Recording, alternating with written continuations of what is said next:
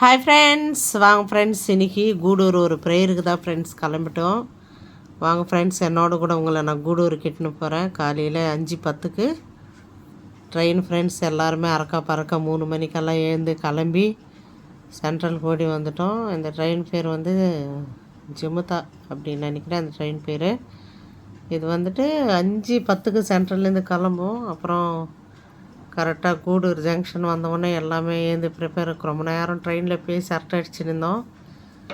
அப்புறம் ஏந்து train junction அதான் கூடூர் ரயில்வே ஸ்டேஷன் வருதுன்னு சொன்னோடனே எல்லாருமே ஏந்து நின்னோம் ஃப்ரெண்ட்ஸ். அப்புறம் ட்ரெயின் நின்ன உடனே எல்லாம் ஒருத்தராக ஜாகிரதையாக இறங்கிட்டோம். இப்போ கூடூரில் வந்து ஒரு சர்ச்சில் வந்து ஃபாஸ்டிங் ப்ரேயருக்காக தான் ஃப்ரெண்ட்ஸ் கிளம்பிக்கின்னு இருக்கிறோம்.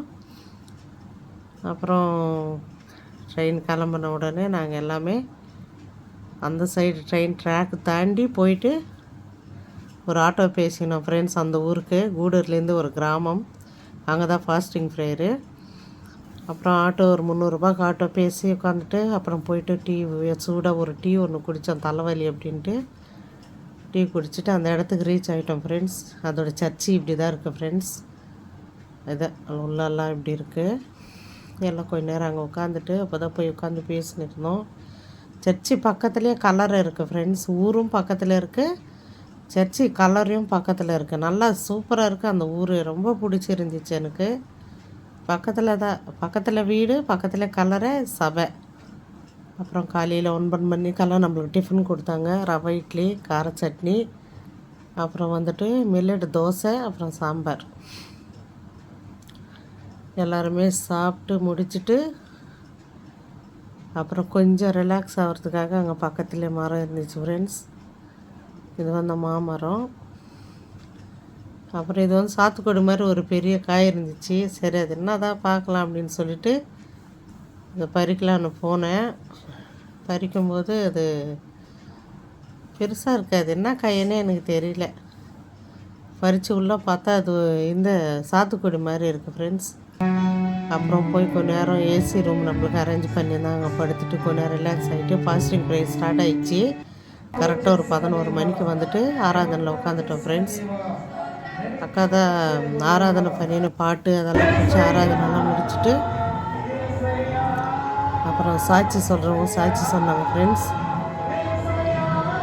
சாட்சி சொல்லி முடிச்சுட்டு அக்கா வந்து தேவ வார்த்தையை பகிர்ந்துக்கினாங்க.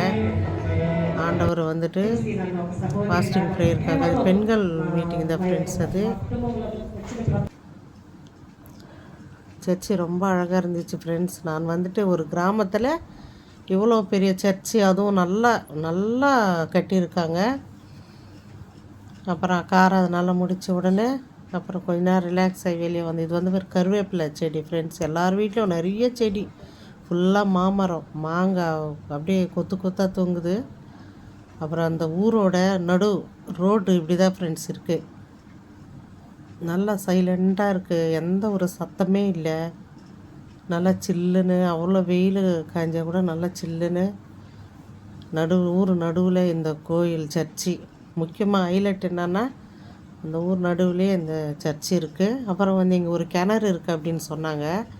அந்த கிணறுல தண்ணி நல்லா தித்திப்பாக இருக்கும் அப்படின்னு சொன்னாங்க. அதனால் சரி நான் முடித்து எல்லா ப்ரேயரெல்லாம் முடிச்சுட்டு நல்லா சாப்பாடு போட்டாங்க ஃப்ரெண்ட்ஸ். முட்டை குழம்பு, சாம்பார், அப்புறம் மோர் அதெல்லாம் சாப்பிட்டோம். சாப்பாடு வீடியோ எடுக்க மறந்துட்டேன் நான். அப்புறம் அந்த கிணத்தாண்ட போனோம் ஃப்ரெண்ட்ஸ். அந்த கிணத்துல தண்ணி எப்படி சரியான டேஸ்ட், அவ்வளோ தித்திப்பாக இருக்குது.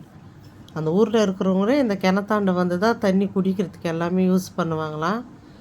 எப்போவுமே ஒத்தாமல் இருக்குமா இந்த கிணறுல தண்ணி. நல்லா நம்ம கை நீட்டினா எட்டுற மாதிரி இருக்குது. அப்புறம் ஒரு 4:45 மணிக்கு அதோட கிளைமேட் இப்படி தான் ஃப்ரெண்ட்ஸ் இருக்குது. நல்லா ரொம்ப பிடிச்சிருந்து ஃப்ரெண்ட்ஸ் எனக்கு அந்த ஊர். அப்புறம் சுற்றி ஆறு இதெல்லாம் பில்லு.